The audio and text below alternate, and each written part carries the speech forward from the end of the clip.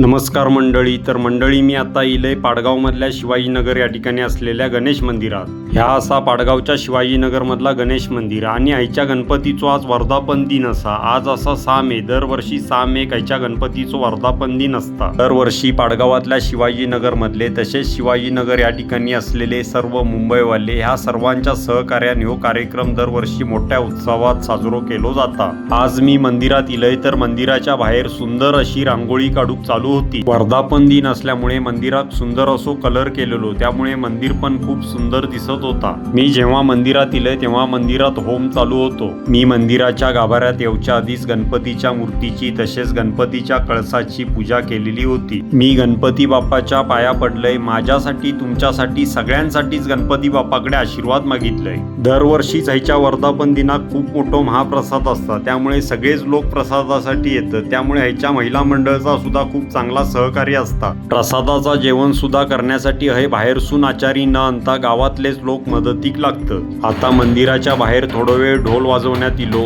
त्यानंतर भटजींनी आतल्या होमाची सुद्धा पूजा चालू केल्यानी.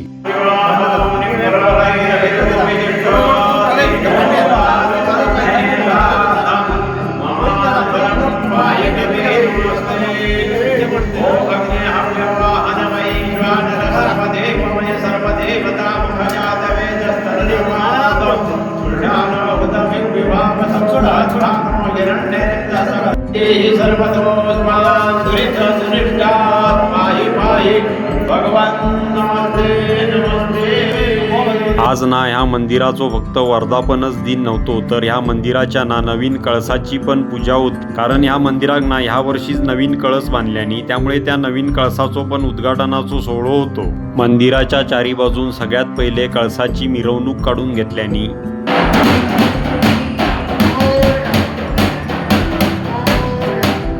त्यानंतर ह्यो कळस मंदिराच्या वर चढवण्यात इलो. ह्या मंदिरात ना पहिले जुन्या पद्धतीतलो कळस होतो, तो कळस ह्या वर्षीच काढल्यानी आणि ह्या वर्षीच ह्यो नवीन स्लॅबचो कळस बांधल्यानी.